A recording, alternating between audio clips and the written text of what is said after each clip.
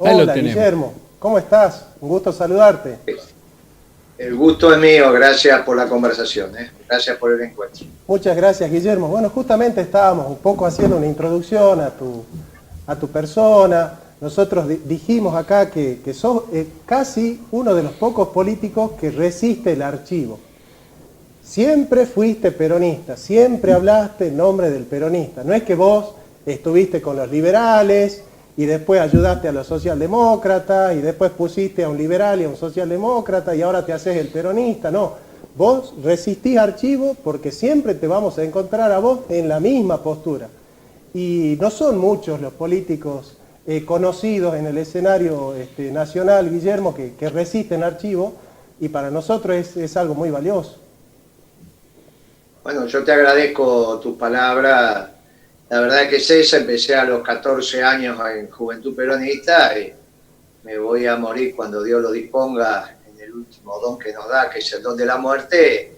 Y bueno, yo le dije a los compañeros, a los pocos que vengan, a los muchos, que me lleven cantando la marcha. Así es, Guillermo. La verdad que hoy la integridad y la identidad es muy importante, ¿no? ¿Por qué te digo que la identidad es importante? Yo, haciéndote la pregunta, abro el espacio también a mis compañeros, Rubén Conrado, que me acompaña acá a mi izquierda, a mi derecha, y el conductor del programa, Raúl Belmont, que hoy está también acompañando.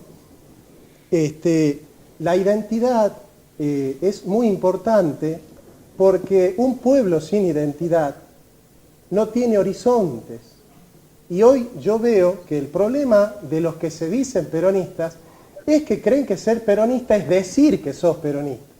Entonces hoy cualquiera que dice que es peronista parecería que es peronista. Y sabe cantar la marchita. Y saber cantar la marcha. Ahí se acabó el peronismo. Pero hay muchos que prohíben cantarla. Hay muchos que prohibían cantar la marcha en ciertos actos políticos. Entonces, Guillermo, ¿qué es ser peronista? ¿En qué consiste ser peronista? ¿Es peronista el que dice que es peronista?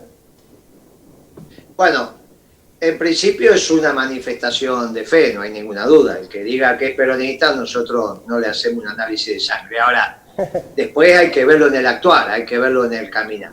En principio lo definió la compañera Eva, dijo, es un sentimiento. Ahora, básicamente, y para que se entienda rápidamente cómo al menos nos comportamos los economistas desde el peronismo. ¿Qué es la economía peronista? Bueno, la economía peronista son aquel conjunto de medidas articuladas que se toman tendiendo a que la sociedad funcione en comunidad. Y para funcionar en comunidad tiene que estar organizada. Y es lo que Perón llamó, los peronistas tendemos a la comunidad organizada. Esto es una definición muy importante, porque no decimos que tendemos a ser administrados por el Estado argentino. La primera definición es, no somos estatistas. Claro, pero si no somos estatistas, ustedes son... ¿y cómo organizan la economía? Porque parecería ser que solo hay Estado o los liberales. Laissez-faire, no, momentito. No es el dejar hacer, el dejar pasar o la planificación centralizada. Hay una tercera posición. Que una tercera posición donde nosotros decimos, mire, hay un principio ordenador básico cuando los economistas peronistas hacemos política económica. Respetamos la propiedad privada. Porque es un principio ordenador fundamental. Por eso, cuando le contesté a Alberto Fernández diciéndole, mire, usted no puede contar plata ajena, presidente, para que algo deje de ser propiedad de alguien y haga el Estado una venta compulsiva, una compra compulsiva, una venta del lado del propietario, compulsiva, tienen que participar en el límite los tres poderes del Estado argentino. El Ejecutivo manifestando su voluntad, el Legislativo declarando una ley, tiene que sancionarla, y si el propietario no está de acuerdo, le queda expedita la vía judicial. Y recién ahí, si la justicia da el ok, es que el bien pasa por una compra compulsiva del propietario al Estado argentino. Al Estado, no al gobierno, al Estado. Por lo tanto, si para pasar la propiedad de uno a otro, es necesario la participación en el límite de por lo menos dos poderes, el Ejecutivo y el Legislativo. Y si es contradictorio, porque el propietario original no lo quiere, también del Poder Judicial, no puede un solo poder de la nación, en este caso ejercido por el presidente, hacerse cargo de una propiedad ajena, de la característica que tenga. Entonces, ¿por qué respetamos la propiedad privada? Porque es la base del capitalismo. El capitalismo es muy eficiente, al menos hasta los modos de producción conocidos, para producir los bienes y servicios. Ahora, de la misma manera que es muy eficiente produciendo los bienes y servicios, es muy ineficiente en la distribución. Entonces, los peronistas, de la puerta para afuera, de la planchada para afuera de la fábrica, de la tranquera para afuera, que es donde empieza la circulación de la mercancía y de los bienes y de servicios, decimos, mire, ahí hay un problema horrible de injusticia. Ahí hay que velar por la justicia. Por eso somos justicialistas. No es que los bienes no alcanzan para todos si estuvieran bien distribuidos. Alcanzan, pero tienen que estar bien distribuidos. No es que la pobreza es un designio de Dios. No es que la pobreza es estructural y nunca la podemos cambiar. La pobreza es circunstancial, producto de las malas políticas. Dejen a los peronistas. Ustedes producen, dejen a los peronistas que generen los mecanismos para la distribución correcta de los bienes y servicios y va a ver cómo de acuerdo al esfuerzo y de acuerdo a la necesidad de cada familia van a estar accesibles esos bienes. Y ahí es donde aparece una economía justicialista. Respetamos los principios y valores de la propiedad privada y digo, si van a violentar los principios y valores fundamentales del sistema capitalista, me tienen que explicar cuál es el sistema que lo reemplaza. Y si no, tenemos un lío bárbaro. No se puede poner a vibrar un sistema que encima está funcionando de manera complicada y pensar que no va a pasar nada. No lo hagan, respetemos eso, y después es lo que tiene que ver con el crédito, es lo que tiene que ver con la generación de trabajo, es lo que tiene que ver con administrar el comercio interior, el comercio exterior. Es decir, mire, hay que proteger el trabajo argentino. Bueno, ahí es donde aparece, vuelvo a insistir, de la fábrica o de la producción para afuera, de la planta para afuera, del establecimiento productivo para afuera, el ordenamiento desde el bien común que expresa el peronismo. ¿Para qué? Para atender a la comunidad organizada, porque es donde el hombre se realiza. ¿Qué decía Perón? No hay posibilidad de una realización individual si no hay una realización colectiva. Y ahí nos diferenciamos de los liberales. Pero también nos diferenciamos de los planificadores cuando decimos el hombre es libre. El hombre tiene libre albedrío. No es que el hombre tiene que hacer lo que el Estado dice. Al contrario, el Estado tiene que auscultar la comunidad y obviamente ordenar los desequilibrios. Pero en la libertad del hombre y la realización del hombre en comunidad. Y eso es básicamente el peronismo. Una cosa, Guillermo, dentro de lo que es nuestro país, tenemos una estructura impositiva que es altamente onerosa y un Estado que se lleva una parte importante de lo que podría ser la riqueza que estaría disponible para otras cosas en la medida que el Estado fuese más chico. En el peronismo puntualmente, en las distintas etapas que ha tenido, porque hay personas que eran peronistas en una época y después dijeron que lo que estaba haciendo el gobernante no era típicamente del peronismo propiamente dicho, ¿no? Estoy hablando especialmente de la época del menemismo.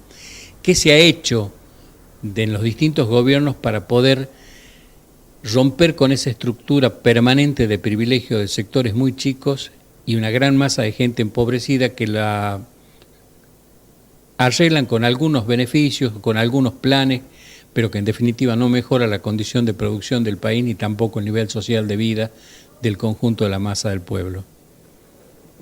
Lo que usted dice es muy importante, porque uno es también en los principios ordenadores de la vida, cuando te dice, te tienen que enseñar a pescar y en todo caso facilitarte la caña, pero no darte el pescado.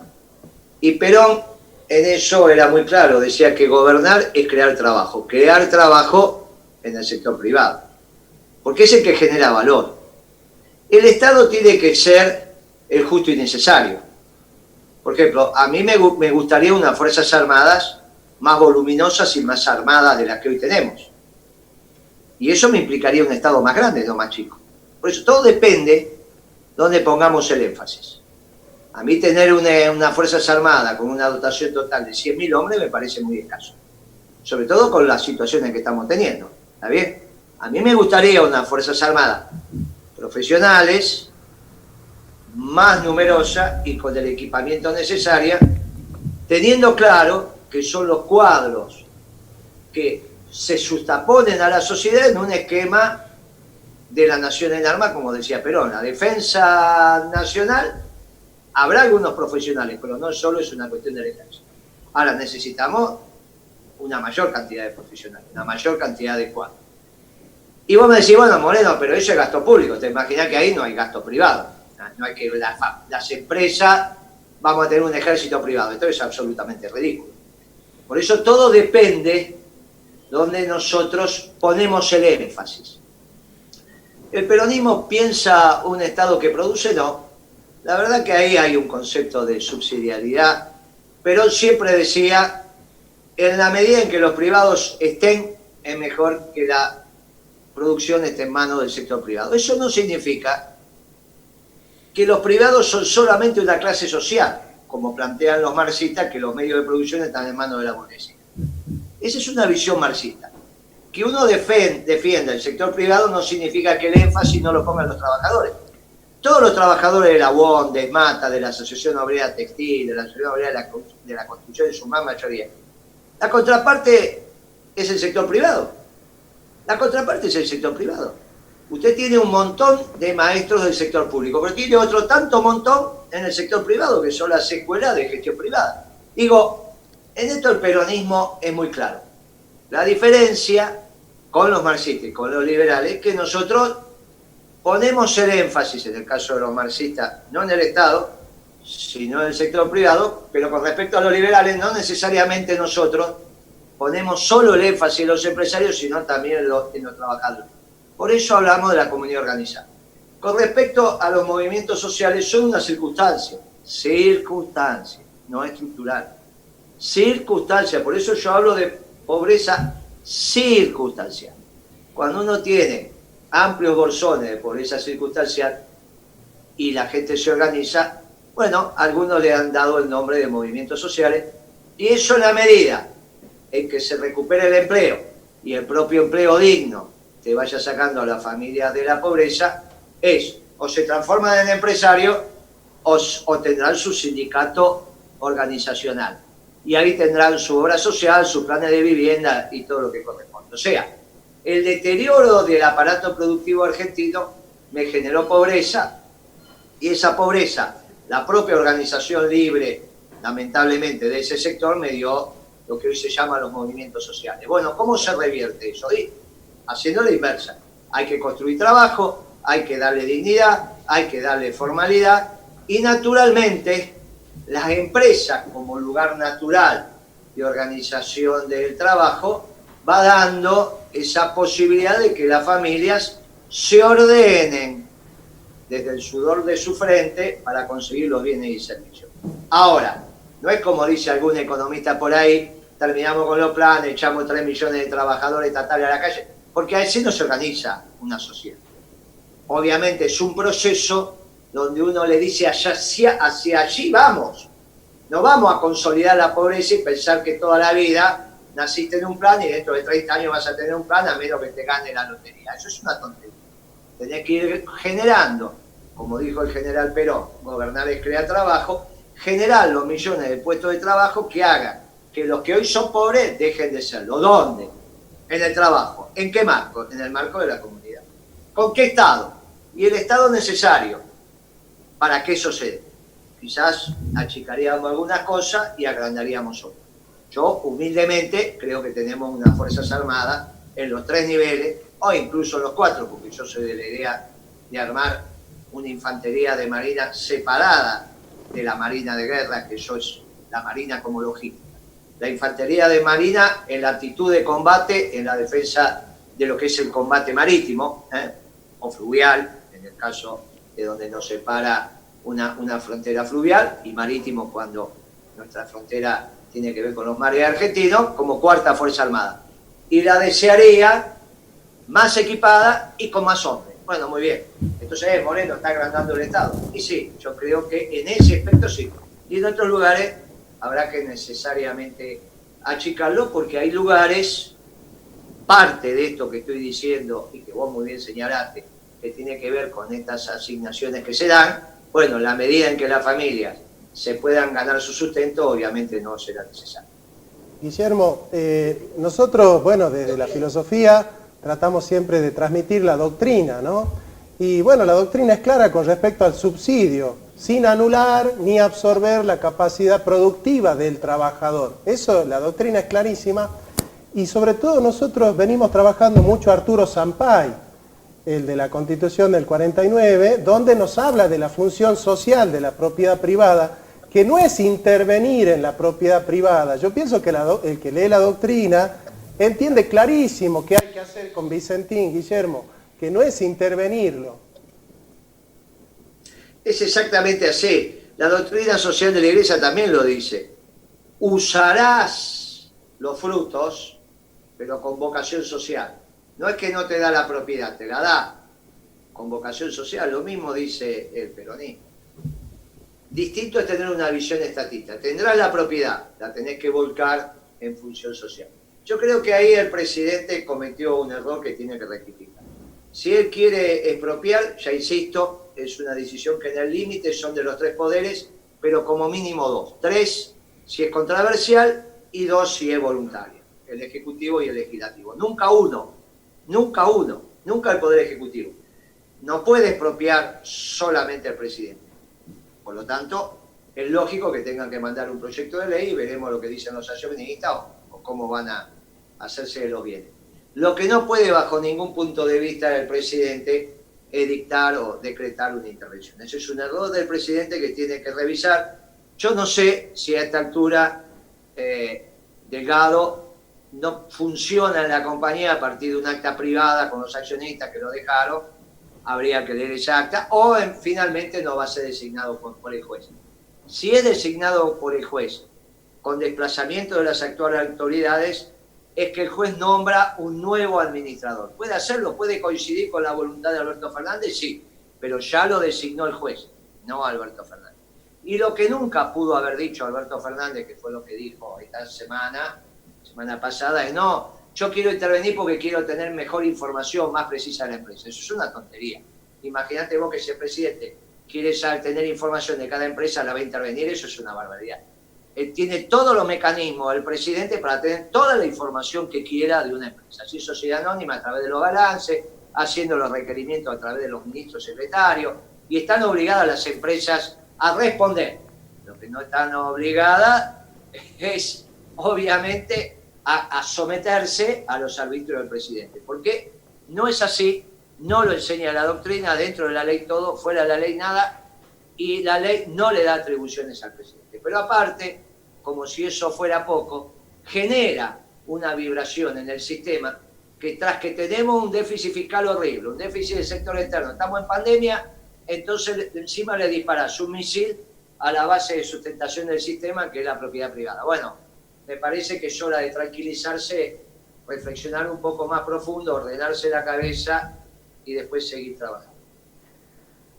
Buenas, Guillermo. ¿Cómo estás? Te saludo y bueno, te admiramos, ¿no? Quería que más o menos, si nos podés plasmar un poquito de cuál es la solución a Vicentín, que te vimos explayando en los medios estos días al tema Vicentín, y también que le contés un poco a los salteños que te están viendo sobre la plataforma económica de una visión justicialista que presentaste la semana pasada. Mira, en principio, Vicentín, el juez natural de la causa, el que lleva la convocatoria de acreedores, quiere terminar con la convocatoria cuanto antes, porque ese pobre hombre cada vez que sale, o un trabajador o un acreedor de Vicentín le dice, doctor, ¿cuándo terminamos con este tema? Uno porque quiere trabajar y el otro porque quiere comer. Imagínate que eso son ciudades más bien pequeñas, se conocen todos, entonces va a tomar un café, va a cenar, camina por la calle y olvídate, va a correr, olvídate. O sea que si alguien quiere terminar con ese tema es el juez. Los accionistas ya lo han escrito en los comunicados, es cuestión de escuchar la propuesta y te van a dar la llave de la compañía. Humildemente, sí. Digo, miren, hagan una UTE. Ustedes hablaron de YPF, no tiene el objeto, no tiene importancia. Armás una UTE, una unión transitaria de empresas. ¿Entre quién? Entre la Vicentín concursada e YPF. Eso no compromete los patrimonios anteriores a la conformación de la UTE. Va cuarta, quinta línea de YPF y le dice, mire, para YPF es importante este negocio, le ofrezco hacer una UTE. Es un contrato menor que se hace en una escribanía. Van al juez y le dice, mire, juez, usted tiene que autorizar esta UTE, y el juez le dice, a ver, cuénteme. Bueno, le voy a contar. YPF le interesa mucho participar en este negocio, nos hemos enterado que el Poder Ejecutivo va a hacer un fondo de inversión, nosotros vamos a hacer una UTE con Vicentín, vamos a recibir fondeo de ese fondo de inversión, que va a ser con la característica de préstamo o de capitalización. Después vamos a resolver. Encantado la vida, no tengo ningún problema. ¿Qué va a pasar? Y Vicentín va a empezar a trabajar todo lo que hacía a fazón para la UTE, de la cual la UTE va a ser mitad de YPF y mitad de Vicentín. Empezás a comprar la soja, haces esto, haces aquello, el fondo de inversión se hace de un día para otro, en 2 días firmaste los contratos, te giran la plata y empezás a trabajar. Para la semana que viene ya puede estar trabajando Vicentín. Le vas a tener que poner aceite a la máquina, vas a tener que cambiar la lamparita, todo lo que significa una empresa parada. Pero rápidamente vos cambiás el clima porque le empezás a decir al pueblo, a la ciudad, mire, vamos a volver a trabajar. ¿Qué hace Vicentín? Le factura los costos totales de ese fazón, de esa transformación, del producto que haga, a la UTE. Y la UTE lo vende y al venderlo obtiene una ganancia. Esa ganancia, naturalmente, va a ir a la masa concursal. Con lo cual, lo que empezás es de vuelta a poner en marcha también la rueda con los proveedores. Bien, y pagar los servicios, hacer todo lo que tengas que hacer. Finalmente la UTE dentro de 2 o 3 meses, cuando este tema se aplaca, se juntan de vuelta y le dicen, mire, la verdad que nuestra vocación es penetrar en el capital accionario de Vicentín. ¿Por qué no hacemos este fondo de inversión que puso el Estado como deuda y lo capitalizamos? Y los accionistas van a decir, bueno, pero si lo capitalizamos, yo ya tengo menos... Bueno, mire, son las reglas del juego. Pero como en este caso el accionista, cuando incrementas el capital y ves licuada su participación, es lo que quiere porque se quieren ir, te están entregando, pacíficamente va llegando un arreglo. Pacíficamente, como cuando vos llevas a tu hija al altar. ¿Está bien? Pacíficamente llevas y te decís, mire, de ahora en adelante, acá está el nuevo matrimonio. Y lo mirás al novio y le decís, acá está, y listo. Y pacíficamente se van, y los aplaudir, pacíficamente. No vulnerás ninguna, no te metes con cosas raras. La gente lo va a ver, el pueblo lo va a ver tranquilo, no va a haber inconveniente, van a evolucionar. Y sencillamente vos buscás los objetivos que estás buscando. Vos decís que querés seguridad alimentaria, yo no sé muy bien qué significa eso, la verdad, que cada vez que yo discutí ese tema con la FAO nos criticaba porque nos decía, cuando usted, Moreno, no deja salir el trigo, me hace hambruna en el mundo. Y yo digo, ¿sabe qué pasa? No se lo dejo seguir porque no me alcanza. Primero tengo que comer los míos y después los del mundo. ¿Qué quiere que le diga? No, porque bueno, está. Cuando a mí me tocó discutirlo con la FAO nos criticaba. Ahora, si hay otro concepto, hay otra visión, bueno, lo podemos discutir. ¿Es un objetivo que tiene Fernández? Bueno, que lo consiga pacíficamente. El peronismo es una revolución de amor y paz, no de entrar a las patadas por todos lados. Mire, esto es lo que tenemos que hacer. La solución es una, esa. Puede haber otras más. Mire, en condiciones de mercado hay múltiples soluciones para Vicentín. Y cuando ellos me dicen, mire, yo no sé porque no quiero que este capital sea extranjero, yo creo que no saben ni cómo funciona el sistema. ¿Cómo saben ellos ahora que Urquía, dueño de Aceitera General de ESA, o Pagani, dueño de Arcor, por instrumento privado, no vendieron la compañía en las Bahamas? No lo sabemos. Ahora fue Pagani a las Bahamas, se juntó con un jeque árabe. Le dice el jeque árabe, mire, yo quiero su compañía, le pago 5.000 millones de dólares. Pagani dice, uy, esta plata, pero yo no quiero aparecer. acá firmamos un instrumento privado, firmamos la escritura, usted me cede todo, yo no tengo obligación de registrar eso en Argentina, usted sigue siendo el presidente, cuando hacemos la asamblea de accionistas la hacemos acá y se terminó la historia. Y no estás obligado.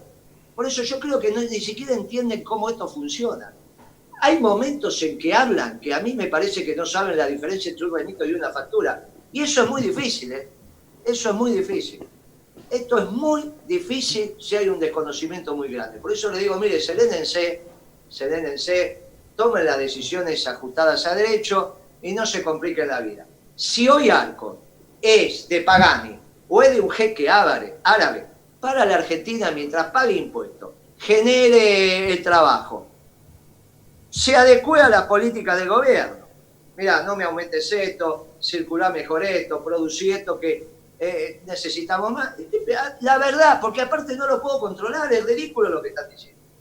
Absolutamente ridículo. ¿Qué le vas a decir todos los días a Pagani? Hágame una declaración, ¿quién es Pagani? El dueño de Alcon, ¿no? Todos los días una declaración jurada de que no la vendiste. Pero es ridículo. ¿Qué me quieren decir? Pero eso, no entienden cómo funciona. Claro. Guillermo, mirá, yo creo que acá lo que hay que hacer, con toda humildad te lo digo, ¿no?, es sacar el perfil progresista que tiene Alberto Fernández. Porque ¿cómo piensa un progresista? Un progresista se imagina que está en la cresta de la ola y que él conoce las leyes de la historia y que él puede resolver por sí mismo las cuestiones que el peronista resuelve en un trabajo colectivo. Eso es propio de un progresista.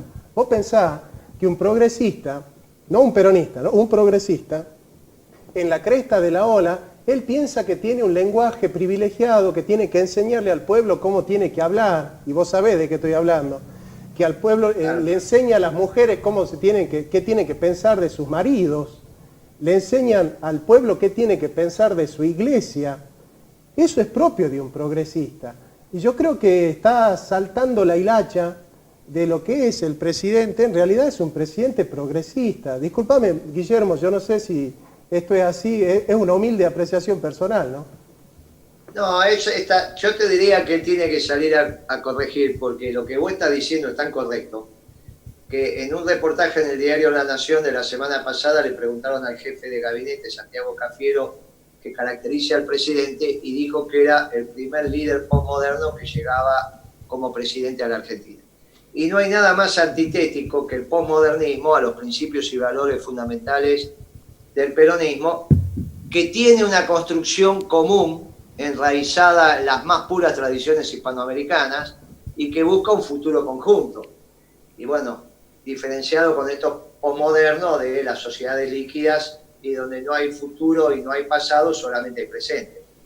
Pero bueno, esto tiene que aclararlo Fernández. Él dijo en un reportaje que era socialdemócrata, después fue al templo del Perú, uno de los templos que tenemos los peronistas, que formó, se dijo que es peronista. Bueno, en algún momento el ministro de Economía dice que quiere una economía social de mercado, que eso es bien socialdemócrata, y yo quiero una economía justicialista. Por eso le presentamos un esquema de plan económico basado en esta doctrina, que tiene los elementos ordenadores básicos. Hay que planificar la oferta, hay que administrar el comercio exterior, porque no hay que destruir trabajo argentino para comprar baratija en el mundo. Hay que administrar el comercio interior, porque hay que, evidentemente, si no, no hay justicia distributiva. Tenés, a esta altura, me parece que ya es hora que los peronistas hagamos el segundo congreso de la productividad y el bienestar general, porque una cosa está ligada a la otra. Si vos querés aumentar la productividad de la sociedad, también tenés que aumentar el bienestar de la sociedad, si no, el esfuerzo que hacen los trabajadores, ¿quién se lo apropia? Muy bien, eso lo tenés que hacer.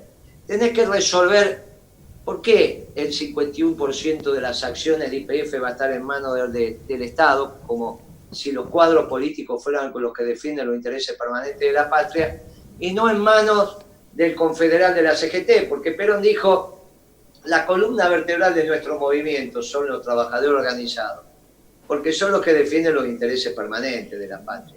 Y habrá un dirigente mejor, otro dirigente, pero mire, en el confederal están todos los trabajadores organizados.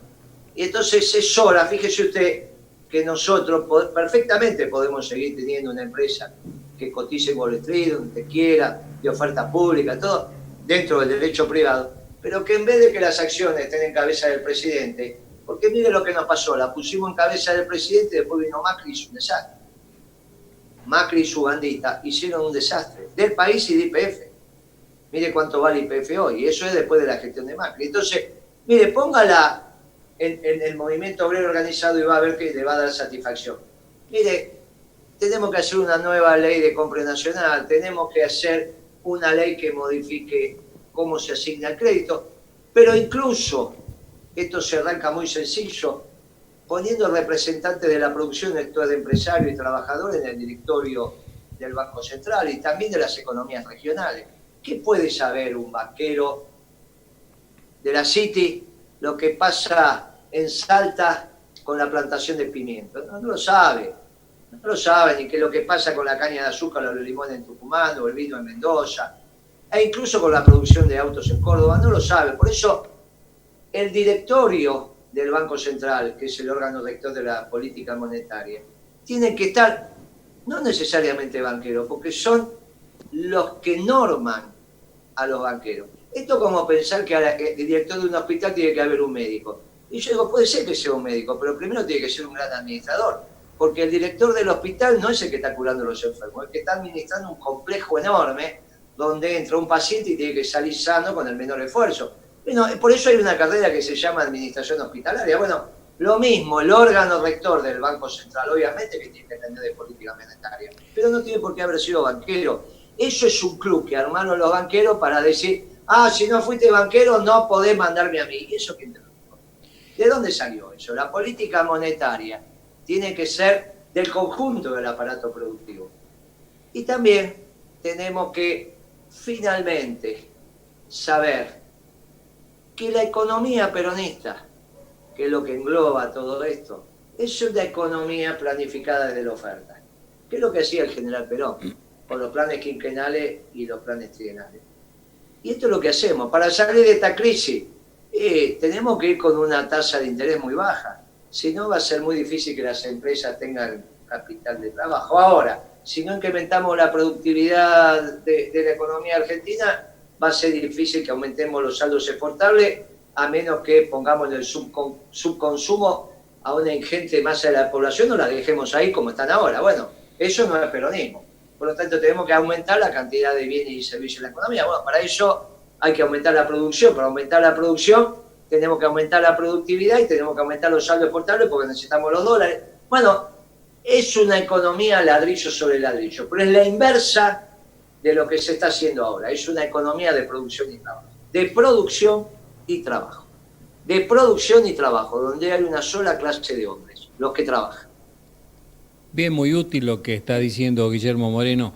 Tenemos preguntas que nos han llegado, pero aparte de las preguntas, cuando usted decía de poner en el directorio del Banco Central, que es donde se administra el conjunto de los créditos, y particularmente con una perspectiva social, y me habla de sindicatos, yo quisiera ver sindicalistas que sean modelos de lo que es la ética laboral y social, y no personas que han entrado al sindicato como trabajadores y con el tiempo se han convertido en poderosos empresarios y ya se han deslegitimado respecto de la representatividad por ese tipo de incremento patrimonial, ¿no?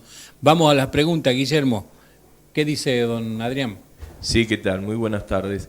Se comunicaron por intermedio del Face varias personas, entre ellas Inés Ferraresi, que dice que el señor Moreno lo conoce del Café Tortoni y deja una pregunta donde dice, ¿qué perspectiva ve usted en el actual gobierno a corto plazo?